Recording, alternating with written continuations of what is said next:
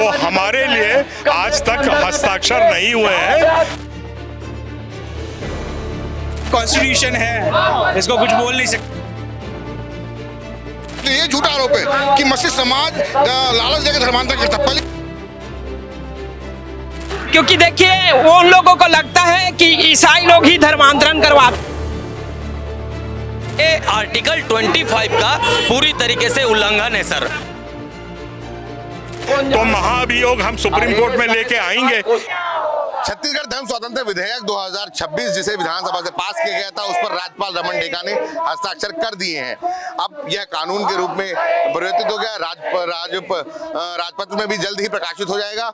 लेकिन अब जो सबसे अहम बात है, इस कानून पर हस्ताक्षर होने के बाद, इसे कानून का रूप मिल जाने के बाद मसीही समाज ने बड़ी संख्या में राज्यपाल के नाम ज्ञापन लिखा है और करीब हजारों की संख्या में उस ज्ञापन में हस्ताक्षर करके वह एक रैली की शक्ल में जा रहे हैं और राज्यपाल रमन डेका को वह जो ज्ञापन है, जो हजारों की संख्या में हस्ताक्षर किए गए हैं, वो ज्ञापन दिया जाएगा। बड़ी संख्या में मसीही समाज के लोग यहाँ मौजूद हैं। हम उनसे बात करने की कोशिश करेंगे कि जो ये रैली की जरूरत क्यों पड़ी और जब यह कानून पास हो गया है तो उसमें राज्यपाल क्या कर सकते हैं। अब यह कानून बन गया है, राज्यपाल ने इस पर हस्ताक्षर कर दिए हैं। अब आप लोग रैली निकाल रहे हैं, इसका क्या मकसद है? हम अपना अधिकार मांग रहे हैं। हम चाहते हैं कि वो जो कानून बनाए हैं, यहाँ पे कोई भी धर्म अपने आप में स्वतंत्र तभी होगा जब सबके लिए एक होगा, सबके लिए इक्वल होगा। यहाँ पे केवल क्रिश्चियनों को और या फिर माइनॉरिटी को टारगेट किया जा रहा है, और जब माइनॉरिटी को टारगेट किया जा रहा है इसका मतलब ये कानून सबके लिए बराबर नहीं है। अगर ये बराबर होता तो ये सबके लिए सामान्य होता। उन लोग अपनी सभा कर सकते हैं, हम अपनी सभा क्यों नहीं कर सकते? हमारी सभा करने के लिए हमारे ऊपर रोक क्यों है? अगर हमारे पास रोक है इसका मतलब वो हमारे ऊपर ही दबाव बनाना चाहते हैं। वो चाहते हैं कि हम ही लोग इसको बंद करें, हम लोग स्टॉप करें, किसी के घर ना जाए, किसी के लिए आशीष की बातें ना करें। आज कौन से धर्म में आशीष नहीं दी जाती? हर एक धर्म में आप देंगे कि कल्याण हो, तुम्हारा अच्छा हो। कोई ये नहीं बोलेगा कि तुम नाश हो, तुम्हारा बुरा, ऐसा कोई भी नहीं कहेगा। तो हम लोग लालच कहाँ देते हैं? हम किसी के लिए प्रार्थना करते हैं, हम किसी के लिए दुआ करते हैं। ये लालच नहीं है, ये बल्कि किसी के लिए कोई हमारे पास आता है और हमसे ये विनती करता है। आप लोग जो पोस्टर लेके निकले हैं उसमें लिखा है जबरन धर्मांतरण गलत है जी, लेकिन जबरन की कार्रवाई जो है वो अन्याय है। जी, हमारे लिए अन्याय है। जबरन तो धर्मांतरण जबरन कहाँ हुआ? अगर आप भी मानते हैं कि जबरन धर्मांतरण जबरन नहीं, जबरन धर्मांतरण तब होगा कि जब इसका पुख्ता सबूत मिलेगा। यहाँ तक कोई पुख्ता सबूत नहीं है। कोई किसी को ये नहीं कह सकता कि तुम किसी के पास नहीं जा सकते, किसी के धर्म को नहीं अपना सकते, क्योंकि हमको बाबा साहेब अम्बेडकर ने ये अधिकार दिया है कि हम अपने धर्म को अपने आप से चुन सकते हैं। और अगर हमको चुनने से कोई रोक सकता है तो वो है ये कानून। तो ये कानून को वापस लेना चाहिए। कानून वापस लेना चाहिए। इस कानून के जरिए हमारी जो धार्मिक स्वतंत्रता है वह अधिकार उनसे छीने जा रहे हैं, या लोगों का कहना है। और भी लोग हैं, हम उनसे जानने की कोशिश करते हैं कि जो यह कानून है जिसे यह कहा जा रहा है कि जबरन धर्मांतरण के खिलाफ जिसे बनाने का बात की जा रही है, उन जो है जिसे आप लोग रैली निकाल रहे हैं, ये कानून बन गया है, जिसको लेकर अभी तक जब तक ये कानून का रूप नहीं था, प्रदर्शन हो रहे थे अलग अलग संख्या में। अब इस रैली को निकालने का क्या मकसद है? रैली को निकालने का मकसद ये है भैया कि हमारा अधिकार को पूरी तरह छीना जा रहा है। ठीक है, हमारा अधिकार को सबसे पहले छीना जा रहा है। ST SC वाले लोग को हिंदू बोलते हैं। मेरे को ये बताइए, ST SC वाले लोग कब हिंदू थे? उन लोग को तो दलित में गिनती आता है ना। है, पहले के लोग क्या बोलते हैं, गले पे मटके बांध देना, चप्पल बांध देना। दलित लोग के साथ कितना अत्याचार हुआ है, मंदिर पे नहीं घुसने देना। तो हम लोग तो दलिती में गिनती आते ना, ST SC वाले लोग। तो ST SC वाली लोग को बोल रहे हैं कि क्या बोलते हैं आप, डॉक्यूमेंट्स में क्या बोलते हैं वो करके दो, उसके बाद आप मानो। तो ये कौन सा अधिकार है बताइए ना। ये कानून अगर सरकार वापस नहीं लेती तो क्या कदम उठाएगी? सब अच्छे से अपन प्रार्थना दुआ कर सकते हैं भैया। फ्री होके अपन प्रार्थना दुआ कहीं पे कर सकते हैं जी। अच्छा, जो इन लोग जो लगता है जैसे कानून सरकार वापस नहीं लेती, जो धर्मांतरण विरोधी बताया जा रहा है, जो मसीही समाज से अन्याय बता रहा है, धार्मिक स्वतंत्रता के खिलाफ बता रहा है, इस पर क्या किया जाएगा आगे, क्या एक्शन लेंगे? यही अपन तो सरकार को बोल ही रहे हैं, अपना जो भी है, जो कानून है वापस लेने के लिए बोल ही रहे हैं। बोल दे तो अच्छा है, ले ले तो वापस ले ले तो अच्छा है।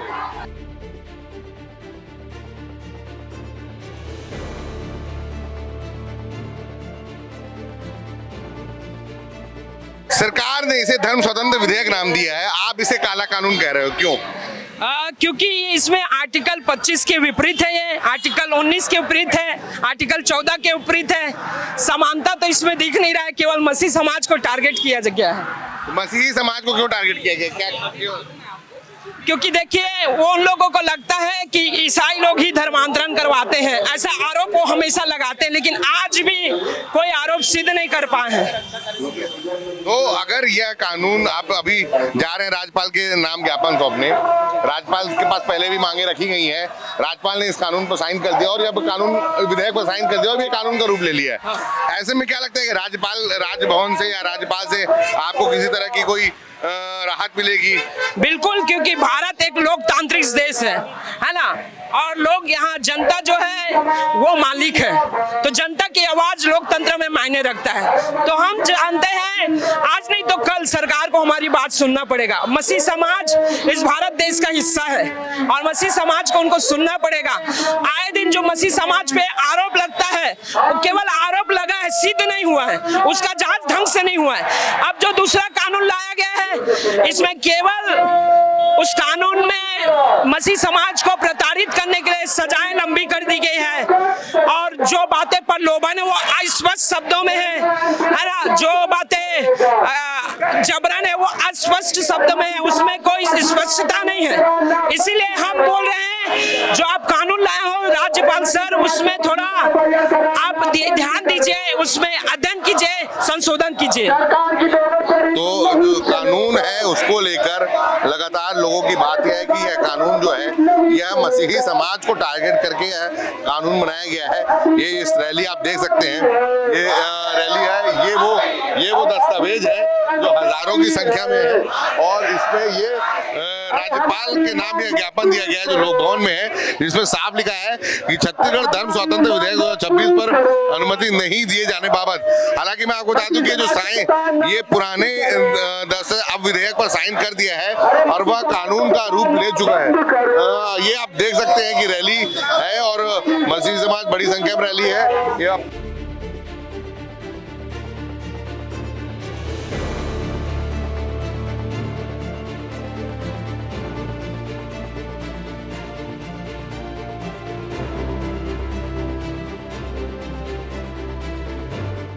अगर यह काला कानून जिसे आप लोग कह रहे हैं, जी सर, सरकार इसे धर्म स्वातंत्र विधेयक बोल रही है, जी सर, अब कानून बन चुका है राज्यपाल के साइन होने के बाद, आप लोग इसे काला कानून कह रहे हो, अगर यह कानून सरकार वापस नहीं लेती तो क्या किया जाएगा? सर हम कानून अगर वापस नहीं लेते हैं तो लीगल फाइट करेंगे, कोर्ट में जाएंगे, PIL रिट पिटीशन हमारे जो और भी आदरणीय बड़े वरिष्ठ लोग हैं वो लोग डालेंगे। लेकिन यह एक लोकतांत्रिक देश है सर, तो लोकतांत्रिक देश में जनता मालिक है, जनता राजा चुनती है। लेकिन किसी प्रकार से यदि जनता को ही सरकार के द्वारा कोई कानून लाके और संविधान को तोड़ के हनन करके अगर उस कानून का दुरुपयोग किया जाए तो हम जो जागरूक जनता है हम आवाज को उठाने के लिए रोड में, CM हाउस में, उसके सामने गलियों में हम अपनी आवाज को मजबूत करेंगे, क्योंकि ये आर्टिकल 25 का पूरी तरीके से उल्लंघन है सर।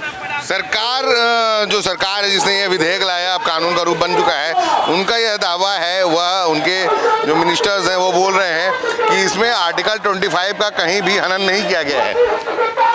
आर्टिकल 25 का हनन नहीं किया गया है।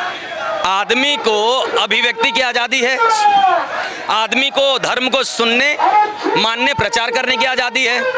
उनका वही जो वो है कानून, उसमें बोला जा रहा है कि तुम्हारे जो पुरखा लोग जो चीज़ को मान रहे थे उनको तुमको मानना पड़ेगा। अगर नहीं मानोगे तो भी आजीवन जाओगे, जेल में जाओगे। तो मेरा पुरखा क्या मान रहा था, क्या नहीं मान रहा था, मैं एक बात को बता रहा हूँ। एक कहानी है सर, एक अंधा था जो घर में लकड़ी खटखटा के खाना खाया करता था, बिल्ली आ जाता था। धीरे धीरे उनके परिवार में पीढ़ी दर पीढ़ी आंख वाले लोग आए, फिर भी उसके घर में ना लोग डंडा खटखटा के खाना खाया करते थे। एक दिन एक व्यक्ति आया और बोला कि डंडा क्यों खटखटाते हो यार बार बार? तो बोले हमारे पीढ़ी अंधे थे ना, बिल्ली के डर से खटखटाते थे। तो उसने बोला अब तो तुम्हारी पीढ़ी को आंख आ गया है।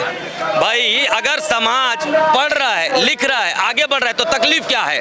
भाई सर, आपने शुरू से ST/SC समाज के लोगों को, दलित समाज को पैरों तले रौंदा, आज भी तुम रौंदना चाह रहे हो। दरअसल जी ये लोगों को धर्मांतरण और इन चीज़ों से इनको खतरा नहीं है। लोग शिक्षित हो रहे हैं, लोग पढ़ रहे हैं। भाई मेरे को आज़ादी है, मैं किसी भी धर्म को मान सकता हूँ। मेरे दोस्त मुस्लिम भी हैं सर, बहुत अच्छे दोस्त हैं।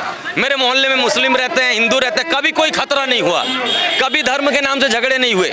लेकिन बीते कुछ समय से असामाजिक तत्व के विभिन्न प्रकार के संगठन के लोग चर्चों में घुस के मारपीट कर रहे हैं। जितने FIR डाले हैं सर अभी तक, वो FIR फर्जी निकले हैं।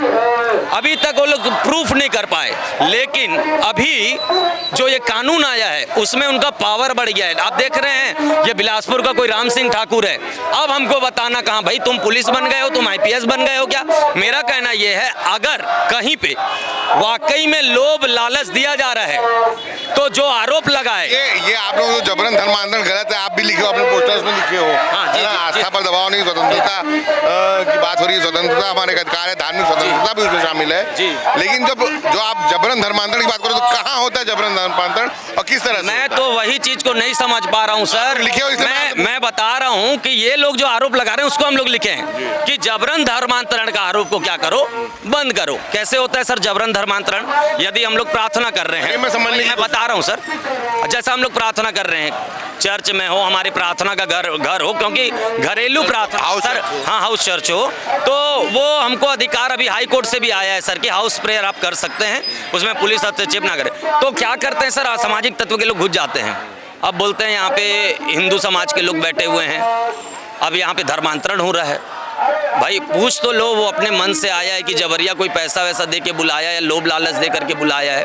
हमारा तो कहना ये है सर कि अगर आरोप लगा रहे हैं सिद्ध करो, सिद्ध नहीं कर पा रहे हो तो उस आरोप को सत्य करके FIR जो कर देते हैं, मैं वही बता रहा हूँ, झूठे ही निकल रहे हैं। ये कानून के बेस में अभी देखना मसीह समाज के लोगों को ये लोग कितना प्रताड़ित करेंगे, कितना परेशान करेंगे। सर ये देश हिंदू का है सर, ये देश मुस्लिम का है सर, ये देश ईसाई का है, सिख का है, बौद्धिस्ट का है। मैं कहना चाहता हूँ ये असामाजिक तत्व के लोग और ये सरकार जो केवल एक समुदाय का हित के लिए सोच रहा है। बीजेपी के ऑफिशियल पोस्ट छत्तीसगढ़ से आज एक पोस्ट जारी हुआ है कि हम आस्था का क्या है रक्षा करने के लिए कानून को बनाए हैं, तो केवल हिंदुओं का आस्था का रक्षा करेंगे आप? मुस्लिम का अगर कोई मान लो भैया रैली जुलूस निकल रहा है, आप उनका आस्था का कदर नहीं करेंगे जी? भाई सब समाज, सभी धर्म का इज्जत और आदर होना चाहिए। आप बोल रहे हो कि टारगेट मसीह समाज किया गया है, बौद्ध में भी लोग धर्मांतरण होता है, बौद्ध धर्म में भी लोग जाते हैं, जैनों में भी होता है, बौद्ध का एक बड़ी संख्या में होता रहता है, तो क्या उनके लिए खतरा नहीं है? सर मैं आपके बात को बता रहा हूं, आपने पूछा कि अन्य धर्म में भी लोग जाते हैं। देखिए अभी बाबा बागेश्वर जी शायद कोरबा या कांकेर कहीं आए थे सर, है ना, वहां पे हमारे मुस्लिम समाज के भाइयों को बिठाए वो और डायरेक्ट हिंदू नाम दे दिए। अब बताइए धर्मांतरण है कि नहीं? तुम किसी मुस्लिम को डायरेक्ट हिंदू बना दियो बिना सर्टिफिकेट। किसी की तरफ से कोई रिपोर्ट लिखाई गई, शिकायत किया गया? नहीं, मैं यही तो बोल रहा हूँ, जब तुम भरी स्टेज में गलत करते हो तब ये फलाने सामाजिक तत्व के दल के लोग क्यों ये नहीं बोलते कि हमारे लोग ने गलत किया? तुमको तुम्हारी गलतियां क्यों नहीं दिखती है? मसीह समाज सर एक शांति प्रिय समाज है जिसे परेशान और प्रताड़ित किया जा रहा है। हमारा कुछ ज्यादा बड़ा मांग नहीं है, हमको हमारी स्वतंत्रता से प्रार्थना करने दीजिए, हमको दुआ करने दीजिए और किसी भी प्रकार से हमको रोक करके झूठे आरोप में फंसाए ना जाए और ये जो काला कानून है इसे पूरा वापस ले लिया जाए। वही बात, काला कानून वापस ले जाए। हमारे साथ और भी हैं, ये बताइए सुप्रीम कोर्ट का भी एक आदेश आया है शेड्यूल कास्ट को लेकर कि शेड्यूल कास्ट अगर धर्म कन्वर्ट करता है, अगर वह बौद्ध नहीं है, जैन नहीं है, सिख नहीं है, तो उसे शेड्यूल कास्ट का फायदा नहीं मिलेगा। ये सुप्रीम कोर्ट का एक 8 देश है। सर ऐसा तो संविधान में कहीं लिखा नहीं सर, है ना। हम संविधान का पालन करते हैं, तो संविधान में लिखा उसी चीज का पालन करेंगे ना सर। कोर्ट कुछ भी मतलब सरकार कुछ भी आदेश निकाल दे, उसको थोड़ी पालन करेंगे सर। जो संविधान में लिखा हुआ है संविधान के अनुसार हम पालन करेंगे सर, और हम उसके संविधान को मानते हैं। ये बताइए, लालच की बात आती रही है, ये लालच बड़ी लालच दिया जाता है धर्मांतरण के लिए, तभी लोग धर्मांतरण कर रहे हैं। ये लालच किस तरीके का होता है? सर पहली बात तो क्रिश्चियन समाज किसी को लालच देता नहीं है। आप प्रो चेक कर लीजिए, ढूंढ लीजिए, आज तक कभी किसी ने किसी को लालच दिया। ये झूठा आरोप है कि मसीह समाज लालच देकर धर्मांतरण करता है। पहली बात तो धर्मांतरण करता ही नहीं है, और दूसरी बात लालच देता ही नहीं है। ये अपनी श्रद्धा है। जो लोग प्रार्थना करने के लिए चर्च जाते हैं, प्रार्थना करने के लिए प्रभु यीशु मसीह के पास जाते हैं, उनकी श्रद्धा है। लालच कोई किसी को देता नहीं है। ये झूठा आरोप है जो मसीह समाज पर लगाया जा रहा है। तो इसको, इस आरोपों से बचने के लिए मसीह समाज क्या कोई एक्शन लेने वाला है? एक्शन ये कि अभी देख रहे हो कि ये बिल हम जितना सिग्नेचर किया बिल राज्यपाल को सौंपना चाह रहे हैं। लेकिन आप लोगों ने अभी किया, राज्यपाल ने तो साइन कर दिया कानून पे। ठीक है ना, साइन करने से क्या होता है कि हम तो संविधान को मानते हैं ना जी। क्या प्रार्थना करने के लिए क्या अपना मसीह क्रिश्चियन धर्म अपनाना पड़ेगा क्या? प्रार्थना करने के लिए कोई धर्म अपनाने की जरूरत नहीं है। मनुष्य की अपनी श्रद्धा, वो किसी भी देवता को, किसी भी भगवान को मान सकता है, किसी भी ईश्वर को मान सकता है। प्रार्थना करने के लिए कोई रुकावट नहीं है। तो ये बिल किस लिए, बताइए मुझे। उत्तर प्रदेश, उत्तराखंड, हिमाचल, कई राज्यों में इस तरह के कानून बने हैं, वो सब सुप्रीम कोर्ट में चैलेंज किए गए हैं। सुप्रीम कोर्ट में कहीं ना कहीं इन कानूनों के खिलाफ एक सख्त टिप्पणी की है कि आप किसी तीसरे के कहने पर कैसे किसी तीसरे के कहने पर जो आदमी है जो धर्मांतरण कर रहा है, अगर वो शिकायत नहीं कर रहा है तो आप तीसरे की शिकायत पे कैसे FIR कर ले रहे हो? वही बात तो सर कि तीसरा व्यक्ति अगर शिकायत करता है उस बात पर तुम कैसे FIR करोगे सर? कोई प्रूफ है, कोई सबूत नहीं। जो उत्तर प्रदेश में आपने बोला बिल निकला, तो सर क्या वो प्रूफ हुआ? जितने पास्टरों को अंदर किया गया, क्या वो प्रूफ हुआ? आज छत्तीसगढ़ में इतना आरोप लगाया जा रहा है, क्या उसका कोई सबूत मिला? क्या प्रूफ हुआ? ये सब झूठे आरोप है सर। ये सब एक समाज को, एक मसीह समाज को तंग करने के लिए, उनको सताने के लिए ये बिल निकाला गया है। तो यही बात हो रही है कि जो यह बिल है वो मसीही समाज को टारगेट करते हुए यह बिल निकाला गया। और भी लोग हैं हमारे साथ, पास्टर हैं, हम इनसे जानने की कोशिश करते हैं। ये बताइए, लालच की बात आती है, जबरन धर्मांतरण की बात आती है।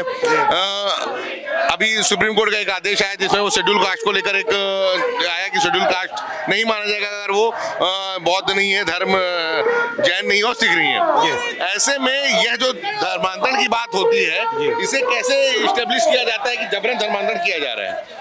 जबरन धर्मांतरण मतलब पहले वो ST या SC जो एक्ट है उसके ऊपर आता है। वो स्पेशल राइट को लेकर उसने जो अपने कोर्ट केस को लगाया था, है ना। और फिर जब पता चला तो ये किसी और की आराधना कर रहा है, इस कारण उसका जो अधिकार था उसको खत्म कर दिया गया। अब मैं धर्मांतरण के मुद्दे पे आता हूँ। लेकिन जैसे कोई शेड्यूल कास्ट, शेड्यूल ट्राइब का आदमी धर्मांतरण करता है, उसका धर्म जगह, लेकिन ST का फायदा उसको मिलता है। शेड्यूल कास्ट में ऐसा नहीं है। शेड्यूल कास्ट में नहीं है। ऐसा क्यों? ये कॉन्स्टिट्यूशन है, इसको कुछ बोल नहीं सकता। लेकिन मैं इसके पीछे जाके देखूं, उस व्यक्ति का DNA क्या है, वो SC है। इसी कैटेगरी हमारे कॉन्स्टिट्यूशनली उसको दिया गया है। और उसके पूर्वजों ने जो प्रताड़ना झेली, उसको सरकार ने क्या किया, इस तरीके से अधिकार देगी कि भाई जो आपके पूर्वजों ने झेला वो आप ना झेले, आपके आने वाले वंश ना झेले, इसीलिए ये प्रावधान दिया गया था। अब अगर वो यीशु मसीह को ग्रहण कर लेता है तो यीशु मसीह को ग्रहण करने के बाद क्या उसके पूर्वज बदल जाएंगे? उसके पूर्वज नहीं बदलेंगे।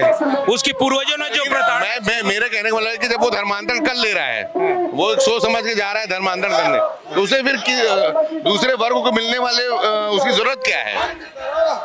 फायदे की आप बोल रहे हैं। यदि ईसाई धर्म को ग्रहण कर रहा तो उसको फायदा क्यों लेना? कोई फायदा यदि ले रहा है तो मैं पूछता हूं कि कितने डाटा हैं। आपके प्रश्न को मैं और आगे बढ़ाऊं, डाटा है क्या आपके पास कि कितने लोगों ने लिया, कितने लोगों को? जो लोग लड़ते हैं उसके लिए कानून, सुप्रीम कोर्ट का दरवाजा खटखटाते हैं कि हमें हमारा, अगर आप धर्मांतरण कर लियो, संवैधानिक तौर पर जो अधिकार दिए गए हैं, आपके शेड्यूल कास्ट अगर कोई है और वो धर्मांतरण कर लेता है, ईसाई बन जा रहा है, मुसलमान बन जा रहा है, तो उसको उसका लाभ नहीं मिलेगा। तो इसको लेकर अगर आप सोच समझ के, अगर आपकी आस्था है तो आस्था में ये चीज क्यों कि हमको फायदा मिलना चाहिए, सरकारी फायदा? मैं एक ही आदमी ऐसा किया वो तो सबके ऊपर ये प्रश्न लागू नहीं होता है। एक ही ने किया और एक ही को बहुत बड़ा हाइप हो जा रहा है ना, ऐसा होता नहीं है। छत्तीसगढ़ में नौकरी नहीं है, कई सारे डीएलएड के जो लोग हैं वो अभी भी धरना दे रहे तूता स्थल पे। जब हम 27 तारीख वहाँ थे तो उनको लगभग 92 दिन हो गए थे वहाँ। आज वो अनेक प्रकार से आमरण अनशन कर रहे हैं। तो मैं सोचता हूँ छत्तीसगढ़ में नौकरी नहीं है, मुद्दे ये होना चाहिए, ये व्यक्तिगत है भाई, किसी का धर्म से क्या लेना देना। मैं तो वो उसकी व्यक्तिगत निर्णय है। अगर क्रिश्चियन धर्म से हिंदू में चले जा कोई बात नहीं, धर्म जो है हमेशा बदलते रहता है, कभी कुछ कभी कुछ कभी कुछ। अमेरिका के लोग हिंदू बन रहे हैं, कौन सी बड़ी बात है? अरे नहीं, मानवता तो है, आज देश तो बचा है, लोग तो बचे हैं, आने वाला वंश तो बचेगा, इस पे बात होनी चाहिए। एक और आखिरी क्वेश्चन, आस्था की बात आपने कही तो मैं आस्था पे जाऊंगा कि क्या ऐसी क्या कोशिशें होती हैं, चाहे जिसे जबरन धर्मांतरण का नाम दिया जाता है, ऐसी क्या कोशिशें होती हैं कि लोग उसको छोड़ने को तैयार हो जा रहे हैं? मतलब कोई गैर क्रिश्चियन आदमी क्रिश्चियनिटी में आ जा रहा है, यीशु मसीह में विश्वास कर रहा है ना? क्यों कर रहा है, इसका जवाब दो। मैं देखिए, इस दुनिया में आदमी को उद्धार चाहिए, मुक्ति चाहिए, मोक्ष चाहिए। आपसे मैं प्रश्न करता हूं, आप जितना लोगों से मिले होंगे, जाने होंगे, पढ़े होंगे, क्या कोई मिला जो आपको उद्धार दे सकता है या मुझे उद्धार दे सकता है? ये व्यक्तियों की खोज है, उनका ये प्रयास है कि मुझे एक व्यक्तिगत उद्धारकर्ता मिलना चाहिए जो मेरे पापों को धो ले, जो मुझे मोक्ष दिला ले, जो मुझे इस चक्र से बाहर निकाले। ये उनकी खोज है, जो खोज का परिणाम वो मसीहत में पाते हैं। नहीं, मेरे कहने का मतलब ये है कि अगर खोज को पा रहे हैं, आप जिसे खोज दे रहे हो, एक धर्मांतर की एक पहले पुरानी प्राचीन काल में जाए तो पूरे धर्मांतर की वजह एक बराबरी का हक होता था कि लोगों को समाज में बराबरी का हक नहीं मिलता। पढ़ाई लिखाई शिक्षा इस तरह की चीजें होती थी कि हमको बराबरी का हक नहीं मिल रहा है, हमको इज्जत नहीं मिल रही है, तो लोग धर्मांतरण करते थे। अभी धर्मांतरण का मकसद क्या रह गया है? लोग किस आशा के साथ? देखो, उस समय क्या होता था, जब आदमी तिरस्कृत होता था ना, तो वो अपने मूल में वापस जाता था। मूल उसकी आत्मा है, विवेक है अंदर, जो उसके खुद के प्रश्न हैं, जो खुद के जवाब हैं, उसके खुद की खोज है। वो समस्या, वो उत्पीड़न उसको राह दिखाती थी कि चलो अब अपनी आत्मा के लिए ढूंढो, अपने आत्मा के लिए जानो कि आपके शरीर और इस पृथ्वी से ज्यादा कीमती वो जो आपके अंदर है वो है। इसीलिए इस दुनिया में किसी ने कोई समाधान नहीं दिया, यीशु मसीह ने दिया, इसलिए यीशु मसीह का होता है। अब ये किसी को अच्छा लगता है, किसी को नहीं लगता, ये उनका व्यक्तिगत है। कई क्रिश्चियन लोग हिंदू बनते हैं, तो ये खोज है। मैं सोचता हूँ इसको हर एक के लिए अलग अलग है खोज, व्यक्तिगत होना, व्यक्तिगत है, व्यक्तिगत है। धर्म और समाज की बात नहीं आनी चाहिए, धर्म समाज की बात नहीं है। विकास में धर्म यदि लाएंगे तो विकास नहीं होगा। आज अमेरिका में इतना विकास है, मुस्लिम भी हैं, हिंदू भी हैं, बहुत बड़ा हिंदू टेंपल बना है वहाँ पे, चर्च भी है, कई चर्च दुबई में भी बना है, दुबई में भी बना है। सोचिए दुबई कितना विकसित हुआ, कितना बड़ा। आप लोगों को छूट दीजिए, जो मर्जी वो करें, और आप निगरानी जरूर रखें कि सही हो रहा है या गलत हो रहा है। गलत को बिल्कुल सजा मिलनी चाहिए। और मैं सोचता हूँ क्रिश्चियन यदि बन रहे हैं लोग, यदि आप अवैध धर्मांतरण वाला बात आप बोल रहे थे, तो मैं ये कहना चाहूंगा कि अवैध धर्मांतरण होता नहीं है। अवैध, मुझे किसी को धर्मांतरित करके क्या मिलेगा? मैंने यीशु मसीह के बारे में बताया, उसको अच्छा लगा तो किया। ऐसे कई लोग हैं जो इनको अच्छा नहीं लगता, अमेरिका में भी होंगे। अरे हमारे यहाँ गीता बांटते हैं लोग, अमेरिका में भी इस्कॉन वाले गीता बांटते हैं, किसी को अच्छा लगता है, किसी को नहीं लगता। आज जो अच्छा लगने वाले हैं, आज इस्कॉन मंदिर कितने बड़े बड़े हैं अमेरिका में, लोग जाते हैं, बड़े बड़े बिलियनियर्स लोग जाते हैं वहां पे, तो कोई उनको जाके विरोध नहीं करता, भैया मैं क्रिश्चियन हूं, मेरा क्रिश्चियन भाई वहां जाके हिंदू बन जा रहा है, किसी को लेना देना नहीं है, व्यक्तिगत है। तो धर्म जो है वो व्यक्तिगत होना चाहिए, वो निजी होना चाहिए, उसे इस तरह से सामाजिक और धार्मिक रूप नहीं देना चाहिए जिस तरह का रूप जो है अभी हाल फिलहाल के कुछ वर्षों में हिंदुस्तान में दे रहा है। ये पास्टर थे, पास्टर विपिन, इनका कहना था। और ये जो रैली है ये फिलहाल अभी यहाँ से राजभवन के लिए निकली है, लेकिन बीच में ही मुझे नहीं लगता कि राजभवन तक जाएंगे। हो सकता है इनका एक प्रतिनिधिमंडल राजभवन जाए और राजपाल से मिलकर अपनी मांगे रखे। लेकिन ये जो साइन है, ये जो दस्तावेज है, ये उन हजारों लोगों के हस्ताक्षर हैं जो इस विधेयक, इस कानून के खिलाफ है।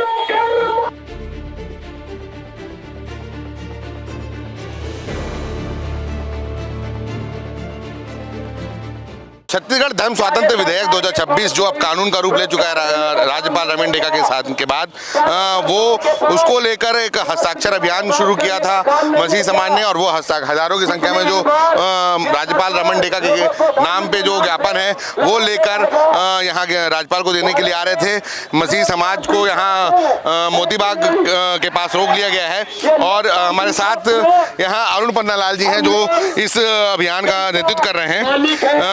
अरुण जी, अब तो कानून बन गया है, अब क्या आपकी बात राज्यपाल सुनेंगे? आपका यही थोड़ा गलतफहमी दूर कर दूं, कानून उस वक्त बनता है जब राजपत्र में प्रकाशित हो जाता है। अभी तक हमारे पास कोई भी आधिकारिक सूचना नहीं है, और ना ऐसा हमें कोई सूचना मिली है कि राज्यपाल ने दस्तखत किया है। तो हमारे लिए आज तक हस्ताक्षर नहीं हुए हैं, और इसलिए हम आज 30,000 एप्लीकेशन गवर्नर हाउस में जमा कर रहे हैं। तो ज्ञापन है, ये आवेदन, ये ज्ञापन है कि हमारी बात सुनी जाए। दूसरा उसमें शर्त है कि गवर्नर के क्षेत्र के अधिकार से बाहर है कि उसमें हस्ताक्षर नहीं कर सकते हैं। इसलिए नहीं कर सकते हैं क्योंकि गवर्नर के पास गैर संवैधानिक किसी भी काम पे हस्ताक्षर करने का अधिकार नहीं है। तो इसका मतलब ये हो कि गवर्नर का हस्ताक्षर अभी तक नहीं हुआ है, और यह माना है कि गवर्नर इस पर हस्ताक्षर नहीं करेंगे। नहीं कर सकते, उनका अधिकार ही नहीं है, संवैधानिक अधिकार नहीं है उनके पास। तो क्या क्या आप जो ये विधेयक है, चलिए आप बोल रहे हैं कानून नहीं बना है, विधेयक है, विधेयक को लेकर अगर यहाँ सरकार आपकी बात राज्यपाल आपकी बात सुनने को तैयार नहीं होते तो आगे क्या कदम उठाएंगे? राज्यपाल अगर आपकी बात सुनने को तैयार नहीं होते तो क्या कदम उठाएंगे? नहीं, राज्यपाल तो वैसे आज तक कुछ नहीं किए हैं, वो तो हम जानते हैं कि कुछ नहीं करेंगे।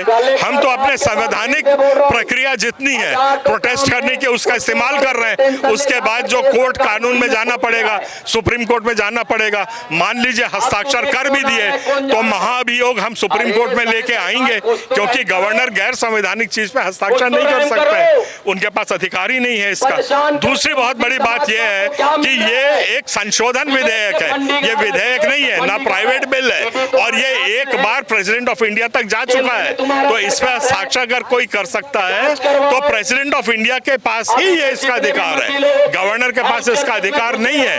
ये हमारा तर्क है, और हमारी बात सुनेंगे तो अच्छी बात है, और नहीं सुनेंगे तो हमारे पास सुप्रीम कोर्ट का रास्ता खुला हुआ है। छत्तीसगढ़ सरकार इसे छत्तीसगढ़ धर्म स्वातंत्र विधेयक बोल रही है, आप इसे काला कानून कह रहे हैं। जी हाँ, काला कानून है। अब वो बहुत लंबी बहस है, वो जो क्यों है वो हम सुप्रीम कोर्ट और हाई कोर्ट में देंगे, क्योंकि उससे बहुत सी ऐसी चीजें हैं, 20-22 पॉइंट्स हैं जो संविधान के विरोध में है, और यहाँ पे उसको डिस्कस नहीं कर सकते, उसको हम कोर्ट में करेंगे। हमारे साथ अरुण पन्नालाल जी थे जो बोल रहे हैं कि इन्होंने राज्यपाल को संवैधानिक अधिकार नहीं है इस बिल पर, इस विधेयक पर, इस संशोधन विधेयक पर हस्ताक्षर करने का, क्योंकि यह उनके पास संवैधानिक राइट्स नहीं है। यह दावा जो है अरुण पन्नालाल जो इस पूरे अभियान का नेतृत्व कर रहे हैं, हस्ताक्षर अभियान का, वो कह रहे थे।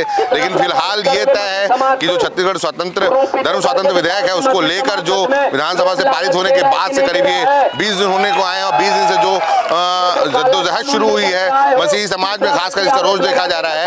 मसीही समाज का कहना है कि ये जो विधेयक लाया गया है ये मसीही समाज को टारगेट करते हुए लाया गया है, और फिलहाल अभी सड़कों पर लड़ाई जारी है। आप देख सकते हैं कि बड़ी संख्या में लोग इस अभियान के तहत जो हस्ताक्षर 30,000 एप्लीकेशन बताए जा रहे हैं, ज्ञापन है 30,000 अलग अलग ज्ञापन है जिसमें 30,000 लोगों के हस्ताक्षर हैं, और उस ज्ञापन को यहाँ राज्यपाल को देने के लिए लाया जा रहा है, और यह उनसे मांग की जा रही है कि वे इस विधेयक पर हस्ताक्षर न करें। मैं आपको बता दूं कि जब तक किसी विधेयक पर राज्य के किसी भी विधेयक पर जब तक राज्यपाल के हस्ताक्षर नहीं होते तब तक वह कानून के रूप में नहीं माना जाता। तो यही है कि ये जो हस्ताक्षर न करने की मांग लेकर यह ज्ञापन लिया गया है, और ज्ञापन राज्यपाल के नाम यहाँ सौंपा जा रहा है। अधिकारी हैं यहाँ जो यह ज्ञापन लेंगे, और इसके बाद राजभवन तक पहुँचाया जाएगा, लोक भवन तक पहुँचाया जाएगा। तो फिलहाल जो छत्तीसगढ़ धर्म स्वातंत्र विधेयक को लेकर जो लड़ाई चल रही है वो सड़क पर लड़ाई शुरू हो चुकी है, और अब देखना है कि आगे यह लड़ाई कहाँ तक जाती है।